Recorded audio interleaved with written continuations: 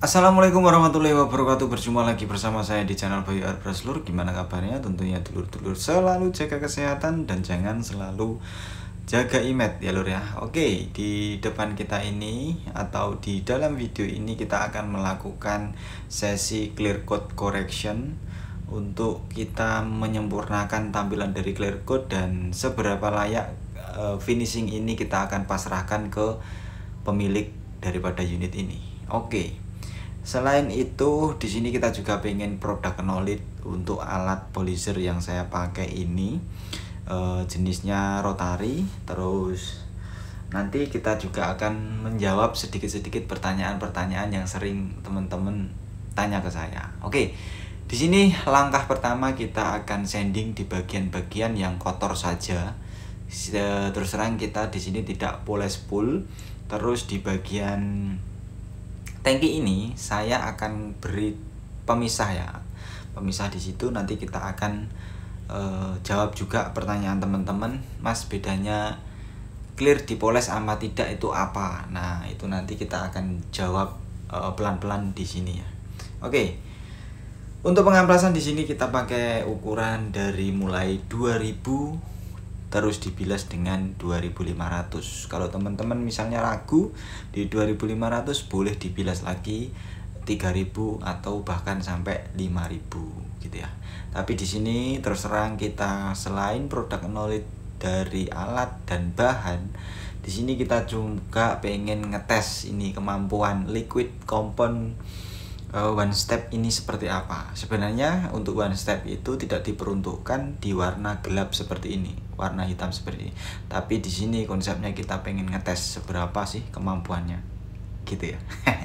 Oke, untuk penampakan hasil pengamplasan seperti ini, teman-teman. Untuk pengamplasan kalau bisa pas saat sesi poles itu jangan asal-asal ngamplas. Kalau bisa itu searah ya, supaya ketika saat pemolesan tingkat gerus dari liquid yang kita aplikasikan itu tidak terlalu lebih mudah lah untuk mengikisnya gitu ya. Kalau kita asal-asal ngamplas takutnya baretan-baretannya itu enggak rata gitu ya. Kalau ambil misalnya dari atas ke bawah ya atas ke bawah terus, atau samping ke samping terus gitu ya. Jangan diputer-puter ngamplasnya, jangan di seperti apa ya, diputer-puter pokoknya. Nanti baretannya nggak konsisten atau nggak seragam. Oke, setelah pengamplasan di sini kita akan mengaplikasikan one step polisher. Di sini kita akan mengaplikasikan one step ini menggunakan busa warna merah ya. Di sini kita untuk RPM kita pakai satu aja. Dari awal sampai akhir nanti kita pakai ukuran satu ya. Kalau di RPM nya itu berapa ya, mungkin sekitaran 800 atau 1000, yang penting nggak lebih gitu ya. Saya lebih suka di RPM rendah daripada RPM cepat. Nanti takutnya ini ya, karena kita bukan tukang poles yang sejatinya tukang poles, takutnya jebol gitu.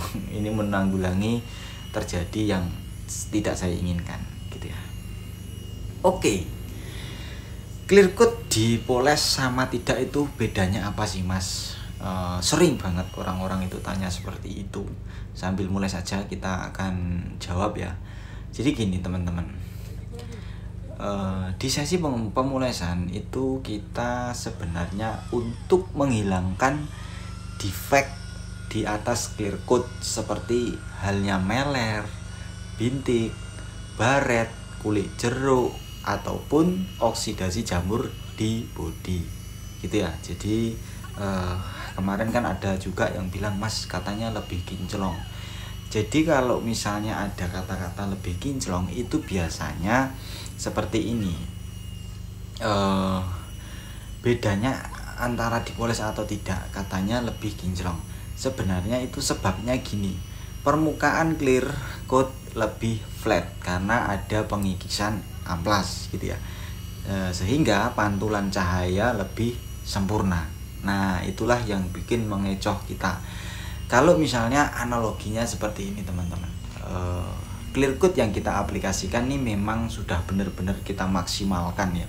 Ibarat kata kita itu pengennya dapetin jerukan yang benar-benar halus ya, mendekati flat. mendekati flat. Nah, analoginya seperti ini. Cewek, kalau misalnya cewek itu cantik, ya kan? Kalau misalnya dia nggak pakai make up, dia akan lebih terlihat, ibarat kata, tetap cantik. Nah, kalau dia pun pakai make up, misalnya terkena air hujan terus luntur gitu, dia tetap cantik. Ya namanya orang cantik ya tetap cantik. Nah sama, kalau kita ngaplikasiin clear coat-nya itu benar-benar sudah maksimal, ya udah kita tinggal koreksi di bagian-bagian yang mungkin ada bintik, ada kotoran, ya kan? Terus mungkin ada overspray, itu aja. Jadi nggak poles full gitu ya. Tapi kalau kita mungkin saat sesi pengaplikasian clear coat itu mengalami yang seperti kulit jeruknya over banget, nah otomatis kan yang dimainkan itu di sesi pemolesan. Jadi pengikisan area kulit jeruk itu supaya clear coat itu bisa menampilkan hasil yang maksimal, jadi kelihatannya lebih flat gitu ya. Jadi sehingga kena pantulan cahaya itu akan lebih terlihat sempurna gitu teman-teman. Nah, setelah kita aplikasikan one step, di sini kita akan bilas lagi menggunakan foam drag glass ya. Ini menggunakan busa hitam. Ini biasa kalau one step itu sebenarnya nggak perlu dikasih yang seperti ini, tapi di sini kita pengennya lebih maksimal karena ini warnanya hitam, takutnya nanti masih sisa-sisa ya seperti kayak model apa ya, sarang laba-laba. Nah takutnya seperti itu, jadi di sini kita sempurnakan menggunakan foam drag glass, jadi biar lebih sempurna.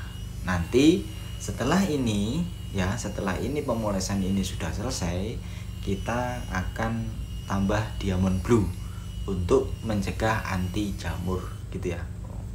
Nah, setelah kita aplikasikan ke seluruh bagian, di sini nanti di bagian yang saya solasi itu saya kupas solasinya, terus nanti barengan untuk memberikan si diamond blue-nya gitu ya, atau bisa disebut wax-nya gitu ya. Kalau wax itu sebenarnya hukumnya sunnah sih teman-teman, bisa pakai bisa tidak gitu ya. Jadi untuk memastikan saja supaya suatu saat kehujanan itu bisa menahan air hujan sehingga tidak menimbulkan jamur gitu ya teman-teman.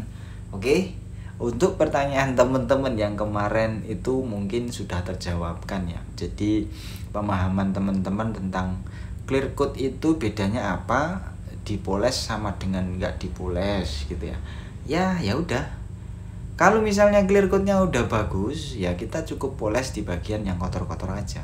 Tapi kalau misalnya clear coatnya mengalami kegagalan ya, jerukannya terlalu gede-gede, ya udah antara dua, dipoles atau di flow coat. Nah kalau di flow coat itu tidak jadi jaminan. Teman-teman juga mungkin ada kesalahan dalam pengertian flow coat, bahwasanya flow coat itu untuk memperbaiki clear coat yang mungkin meler, terus ya intinya untuk memperbaiki. Kalau ekspektasi teman-teman misalnya di flow coat biar flat, itu salah ya. Yang sebenarnya kalau pengen bener-bener flat, yaitu tingkat tekstur atau jerukan itu dikikis amplas sampai rata halus, habis itu dipoles. Nah itu bisa dikatakan flat. Tapi kalau hasil atomisasi dari spray gun itu dia tetap menghasilkan tekstur. Nah kembali lagi ke teknik kita, bisa menghasilkan hasil tekstur yang halus atau bahkan sebaliknya gitu ya. Makanya di sini kalau saya sesi clear coat itu memang benar-benar saya pastikan maksimal ya, supaya apa?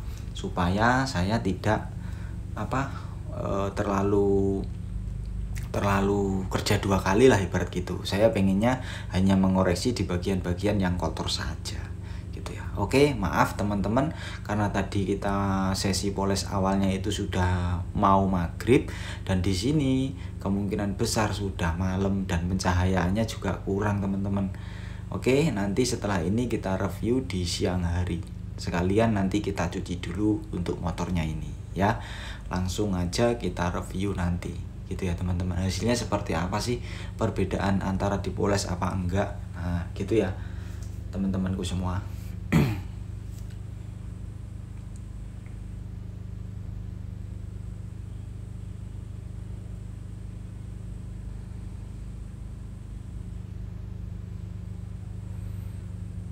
Oke teman-temanku, ini adalah hasil polesan kita tadi malam dan motor ini sudah saya cuci. Terus terang ini dia repaint di bagian tangki sama rangka aja, jadi di bagian belakang juga ya. Nah terus untuk engine dan komponen-komponen lain itu tidak di repaint, jadi yang fokusnya cuma di bodi, tangki sama rangka. Bahkan selebar depan aja itu nggak diganti karena nggak di repaint karena pengen diganti gitu ya. Oke, di sini bisa dilihat sendiri tampilan dari mana yang dipoles atau enggak. Yang dipoles itu mirip teman-teman, sama. Karena gini, hasil clear coat yang saya aplikasikan itu saya pastikan benar-benar dia memiliki tekstur yang halus. Jadi seketika walaupun saya hanya sekedar mengaplikasikan poles di bagian-bagian yang kotor saja, itu clear coat masih ngejar ya. Beda halnya kalau clear coatnya saya itu ada jerukannya yang gede-gede, terus kita poles di bagian yang samping aja, pasti ada perbedaan. Nah itu analogi untuk teman-teman mungkin yang tanya kemarin sudah mulai paham ya, bagaimana sih sistem kerja poles itu. Poles itu menyempurnakan clear coat yang mungkin ada bintik, meler, ataupun jamur gitu ya teman-teman. Kalau untuk tampilan, kalau misalnya clear coatnya kita hasilnya sudah bagus ya pasti kinclong, pasti glossy gitu ya teman-teman. Oke, mungkin itu aja dari saya pamit undur diri. Thank you for watching. Semoga info ini bermanfaat buat teman-teman. Assalamualaikum warahmatullahi wabarakatuh.